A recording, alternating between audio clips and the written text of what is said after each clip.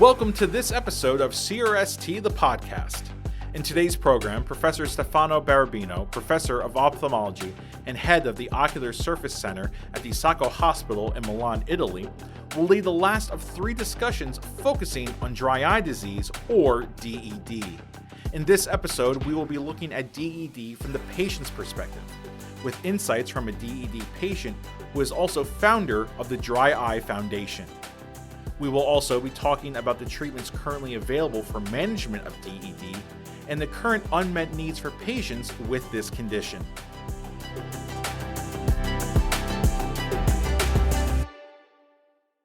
So, dear colleagues, thank you very much for joining us for this podcast. This is the third of a series, and we are talking about dry eye. In particular, in the first podcast, we talked about dry eye as a disease of the ocular surface. Then in the second one, we talked about the diagnosis. And today we're talking about treatment, but also we're introducing a new perspective, that is patient's perspective.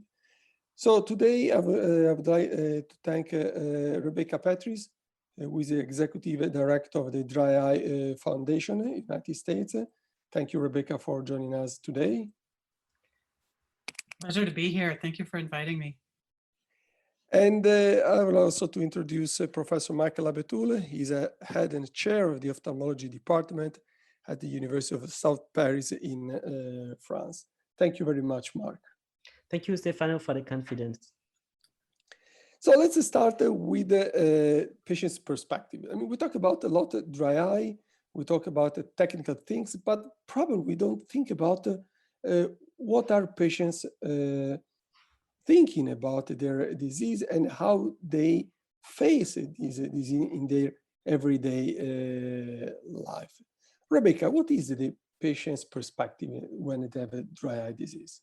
So for us patients, the thing that matters most generally is the symptoms we're experiencing and what the impact is on our quality of life and our daily activities. I want to just say, just kind of by way of background on this, I stand at this really interesting information crossroads, if you will.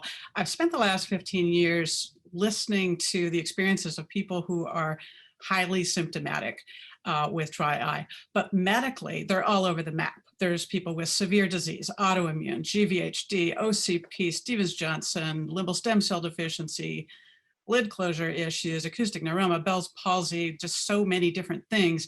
Then there's people with more kind of common or garden variety, meibomian gland dysfunction, which is affecting people at younger and younger ages. There's nocturnal lagophthalmos, people with neuropathic corneal pain who may or may not even have dry eye, but they've been diagnosed that way. Anyway, all these people across this broad spectrum have one thing in common, and that is they have substantial ocular surface symptoms, pain, and other symptoms that are really impacting their daily functions in life. So where we're coming from is, how do I get this under control? How do I bring it down to a level where it's not running my life, where I'm not thinking about my eyes all day, where it's not limiting me in how long I can spend at my job, or how far I can drive, or whether I can sleep through the night. We're in search of symptomatic relief. I mean, of course, we want to address diseases present, but to us, the beginning and the end of the story is our daily life impact from it.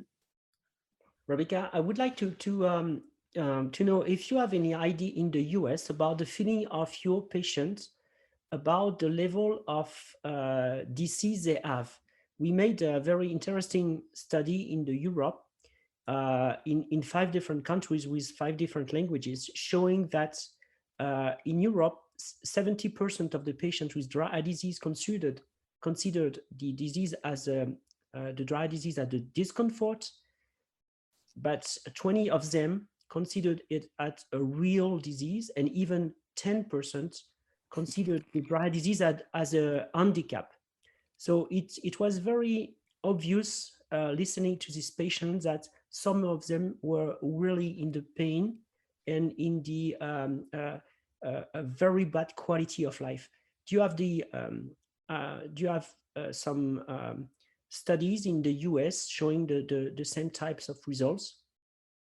The thing with dry eye is that term is so broad and it's used to apply to so many different things that it's very difficult to really come up with reliable numbers when you've got so many people under the same umbrella, that to then do like meta-analysis of studies about the symptom or other sides, it's just difficult to get accuracy there because it's too broad a net. I don't know if I'm really answering your question, but I think we use that term more broadly. I personally think of it not as dry eye, but rather ocular surface disease on the one hand and ocular surface pain on the other hand. And they have a certain degree of relationship, but not a very reliable one. This is why you get so many people with dry eye who say they've tried everything, they've done every treatment, but nothing seems to work for them. Sometimes they just, no matter how much you treat disease, it doesn't seem to affect the symptoms enough. Just a big, really big variety. I agree with you, Rebecca. I mean, we talk about dry and we mean very different things. And also in terms of symptoms, there are patients that are complaining about maybe sporadic or intermittent symptoms, and patients who have symptoms every day. So I totally agree with you. And very recently, we published a paper trying to separate the different types of dry eye. So I'm not going into that, but I think this is a very important problem. Rebecca, in terms of your relationship with the specialist, with the ophthalmologist, how does it work? I mean, how do you feel? What is a patient's journey, starting from like symptoms to having a diagnosis and to have this sort of relationship with the ophthalmologist, because you need to your eyes checked many times during the year. How does it work for you? Right. So I'm thinking first about the onset, and here again, big variety. You've got some people who have mild symptoms for a long time. They don't know that there's something wrong that they should see a doctor for. They don't necessarily associate those symptoms with dry eye. They may be going on for a long time, and then something happens that makes their symptoms increase enough that they're really motivated to get help, and they end up in the doctor's office.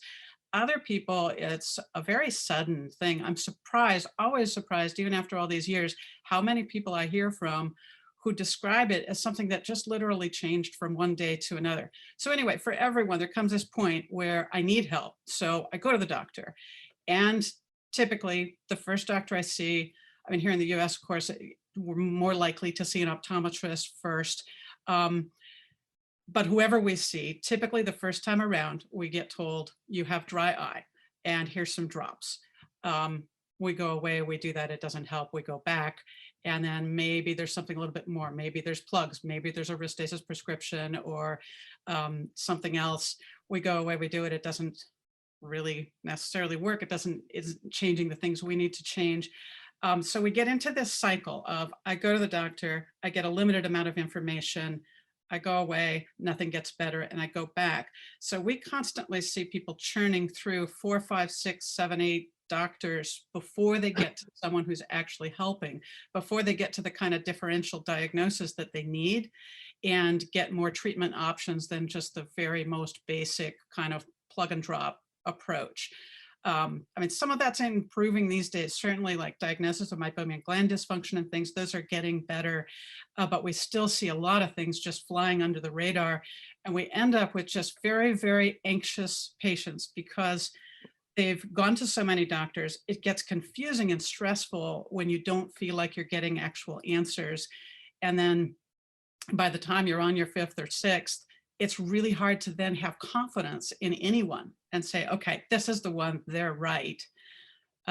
So it's a battle. That's what I struggle with on behalf of the foundation, is trying to find ways that we can get information to people earlier so they don't churn through so much before getting some actual help. I think eventually people get to someone who has the expertise to help. eventually they get onto social media and they learn some of the practical side of dry eye, all the different things we can do, say, to get more comfortable at the computer, or all the different products we can use to try and protect our eyes better at night. But from my standpoint, it's just really unfortunate that that information comes so late in the process. I would love to see people getting practical information earlier on. Mark, this is about actually also for us, because the treatments that are available are useful, but are not the solution of to dry eye. So, Mark, how can we try to summarize the current treatments for dry eye? And then let's also try to share some comments and some opinions with Rebecca about the pros and cons of treatments that are available. So if we want to summarize, indeed, it's very difficult because this is I know. This is quite the question of a life. Okay, so the mainstay, of course, are the artificial tears, but all artificial tears are not equal, and they act differently according to the composition of the eye drop. I mean, both the active molecule and also the excipient into the bottle. So this is the first things to remember. They are not equal. The second thing is to come back to the epidemiology of the dry eye disease. As Rebecca said, it is important to recognize the underlying mammalian gland disease if there is. And indeed, most of the patients, at least more than 50 to 60% of patients with a dry eye disease do have mammalian gland disease associated. So it is important to recognize it and to take it into consideration at the time of the prescription. So if we combine in this patient the lead hygiene, the minimal way to improve that mammalian gland disease plus the artificial tears, we increase by far the percentage of people that will be happy with the way we are treating them. Just want to come back a little bit on the points that Rebecca raised about the journey. In the European study we made, we observed that patients with dry eye disease had to see at least 3 eye care professionals before being diagnosed as a dry eye disease in more than 30% of cases. And in these patients, the right diagnosis was delayed by 24 months, which was a lot. It was a source for lacking confidence in the ophthalmologist and the eye care professionals. So it is important again to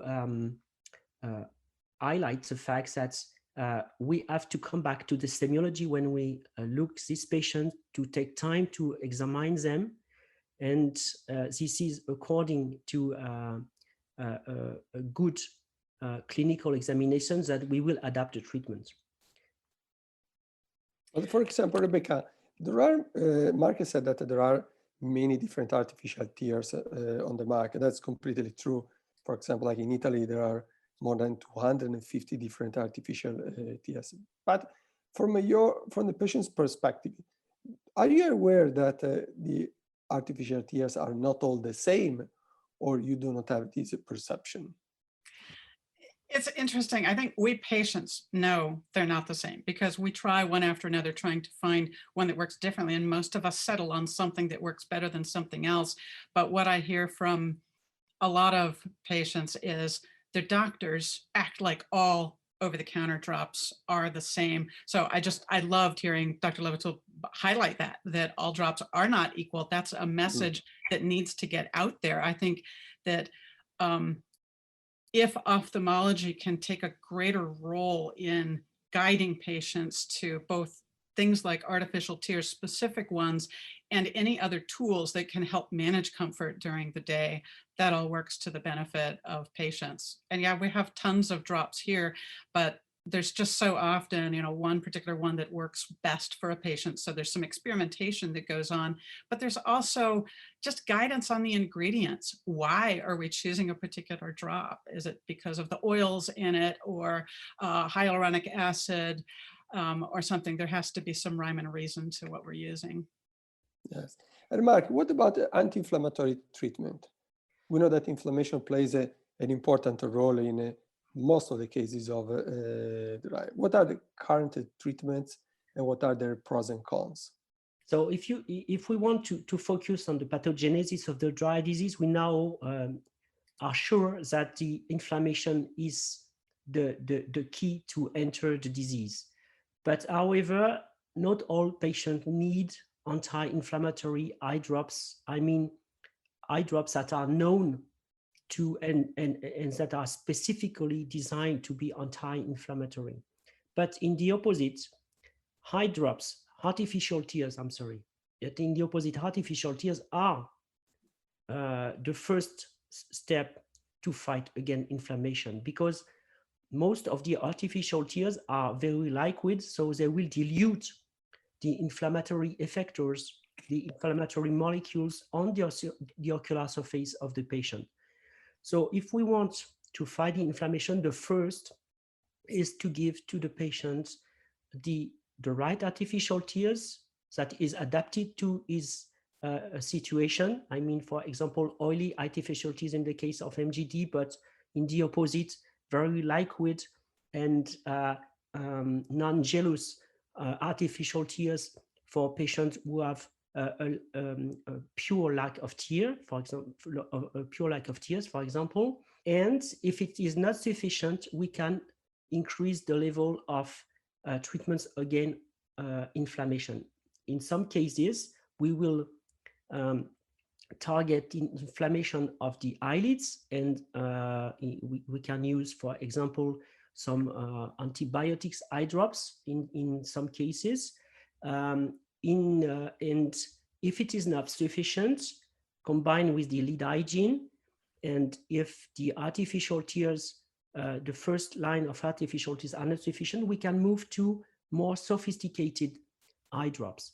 Some of them now contain osmoprotectants for example, some others contain antioxidant molecules. So for me, these are the second lines of artificial tears. If all of this is not sufficient, then it may be the time to move to real anti-inflammatory drugs like cyclosporine, for example. In some cases, short pearls of steroids may be also useful in patients, but we have to take care about self-medication, because we know that it can release the symptoms of the patient, but there are some side effects with these steroids if they are taken on a long-term perspective. Indeed, there is a real ladder scale that has to be followed by the doctor. It's important to see his patient quite regularly, not too often, because we know that the disease, even if the treatment if is adapted, will not resolve in some weeks only. But in my personal case, when I take a patient in charge for the first time, I try to make, of course, the good and the right diagnosis from the beginning. I give the first line of treatment, and I tell to the patient to come back in 3 to 4 months to have a first idea of the efficiency of my treatment. If it is not efficient, then I will move to the second line of treatment, and again I will see the patient in the next 3 to 4 months. Once the situation is quite good for the patient, and I think the objective is, are you happy with that situation? Can you have a normal life? Can you go to work normally? Do you have normal social activities? Then I consider that the treatment is plus or minus well adapted, and then I ask the patient to come back in the next 6 months, because now we are in the steady state of the disease. Well, I just love the idea of measuring where you're at in treatment by impact on life activities, that just doesn't get talked about enough. We talk about it solely in terms of presence of disease and clinical signs and so forth. But from our patient standpoint, yeah, it's all about how this is affecting us day to day. I really enjoyed your point about the role of artificial tears in inflammation. That's not a message that gets out there. Patients think of artificial tears as Band-Aids, and we use them need-based, as in, my eyes are getting uncomfortable, I'm putting drops in. I think that something we patients can benefit from is being told to get ahead of it rather than just reacting once our eyes are getting that uncomfortable, because there's obviously a process that's accelerating when they keep getting that uncomfortable. We've got some preventive work to do, and getting more hands-on in directing us how we should use these things that we're sent away with would be really helpful to our community. If you, for example, if you go to see an ophthalmologist and they prescribe you topical steroids or lifitegrast or topical cyclosporin, what is your impression? So are you thinking that inflammation plays an important role? Are you scared about this kind of treatment, or do you think finally I've found a doctor with a good solution to my problem? I think, speaking for the community, yes to all of those. I mean, I'm thinking about like our social media groups or support groups online, the types of questions people post. I mean, it is a big relief when someone gets in the hands of a doctor who's got a plan. They're diagnosing them very specifically, and they're saying, here's our plan for how we're gonna, if we're seeing inflammation, how we're gonna ramp that down. Here's your prescriptions, here's how this works, and all that. Then there's a lot of people very concerned about side effects of things. So they want to know a lot. They want to know the safety profile. So they may be coming at it from a little bit different direction. There's a lot of fear out there about some of these treatments because of what's being described as the chronic nature of the disease, right? I remember when, especially in maybe the first 10 years after Restasis came out, the messaging a lot of people were getting was, you're going to be on this forever. And for someone who's at an early stage and maybe they're really symptomatic, that's a scary thought, that I'm going to have a problem forever. And I'm not sure how people even know that it's going to be that long. But the messaging around it, I think, matters a lot. People need to know how the treatment that they're being given, what does it do exactly? How long can I expect to be on it? Are there side effects I should be concerned with? The more information we get up front about that, the better. I know there's difficulty with ophthalmologists don't have enough time to go over things in as much detail as we might like. But when they don't, what happens is we end up on social media and we're just reading up from other people's experiences, which aren't necessarily appropriate for us. We may be getting bad information. People go onto Facebook groups all the time. They read the first 5 stories, and it might be 5 people who had bad experiences with lifitegrast, and they say, oh, that doesn't work, I'm going to move on to the next thing. But it's not right. I mean, I think with a little more handholding and guidance from our doctors, we can embrace the treatments that we need. Great point. Marc, what do you think? Well, first of all, it's a pleasure to hear Rebecca and about his feeling about what doctors should do, because in my personal experience, and it is exactly what we try to do with my team. First of all, when the patients come to us, we try to explain him that according to his stage of severity, it is unlikely that he will going worse in the future. I follow dry eye disease patients for now more than 25 years. I think I have never seen a patient with a moderate dry eye disease and which became severe or very severe in the next few years. So it is very important to encourage the patient about this and to tell him that it is unlikely that he will become much more severe in the following years, except of course if there is something new in his disease, in his systemic disease. The second point is that I also explain him that I won't cure him because I'm not a magician, but in the opposite, I will try to make him accepting his disease, because our common goal will be to reduce the symptoms and to improve the acceptability of the disease according to his usual life. So of course, the goals are not the same if someone will stay at home for all days, or someone who has a very important social life with, for example, a conference in front of many people, or driving a lot of his car, or even driving a motorbike, for example. So we try to have a plan for his life and for his treatment. And the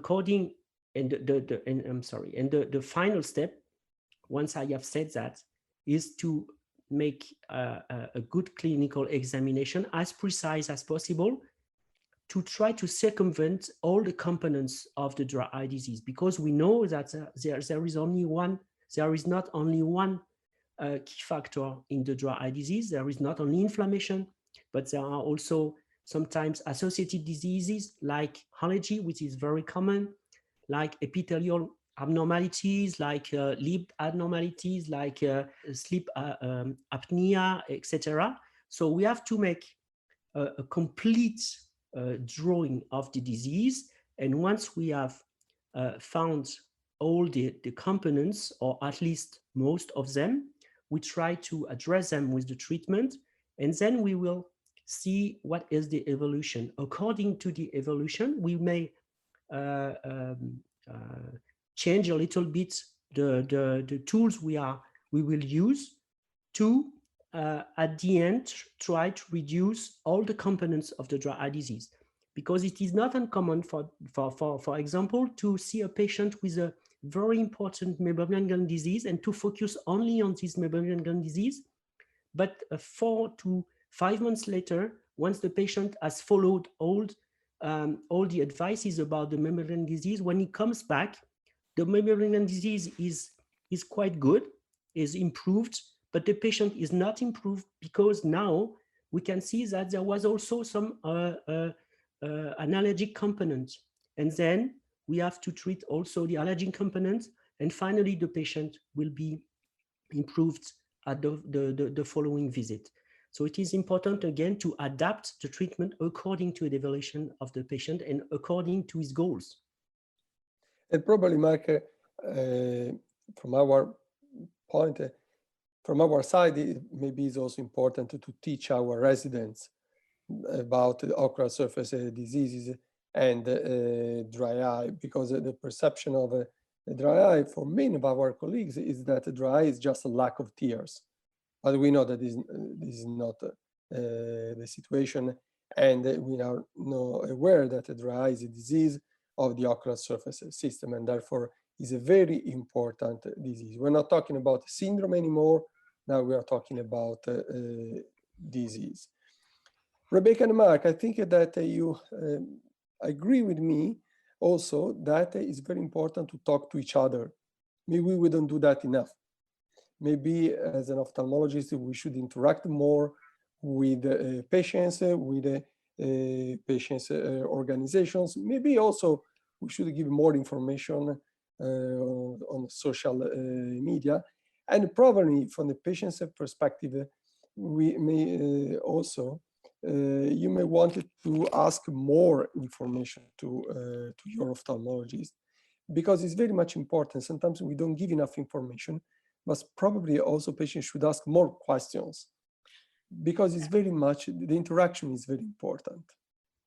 That's crucial. I mean, that's a big part of the work that we do here at the foundation and just patient counseling, is teaching people how to talk to their doctor, how to even like document symptoms if they're having trouble communicating about it, using a symptom score or something, or just ways to communicate more effectively, a list of questions to take that's not going to be overwhelming, but some strategies for preparing for it, sending a note in a day or two before the appointment to say, here's my concerns, here's my goals, so you can help keep an appointment focused. I think for people who get very symptomatic, and there's a lot of us, dry eye is a high impact disease. We got troubles on a lot of fronts. It's closely associated with depression and anxiety. In our community, we see pretty worrying rates of even suicidal ideation, which sounds extreme, but it's been part of the experience for a lot of people that are very symptomatic. So we got the mental health side, which is pretty well documented in the literature. We got the financial impact of a lot of over-the-counter stuff that we have to pay for, a lot of treatments that aren't necessarily covered by insurance, and financial fears for the future if our work is being impacted. We've got social impact from people in our lives not understanding, having difficulty communicating, explaining things to employers.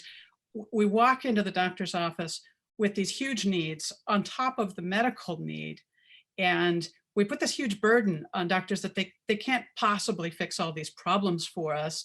I feel that in improving communication between patients and doctors, it's helpful to even just explain it that way, to be able to say, look, okay, here's a range of issues I'm seeing, and here are the ones that I can help you with. I'm seeing medical issues I can address for you. We're going to put together a treatment plan. I know you need some symptom relief to get more comfortable. I've got some ideas for you, or I have a place to send you to get more information about that. And then even just highlighting that these other needs are something maybe they can go talk to their primary care doctor about.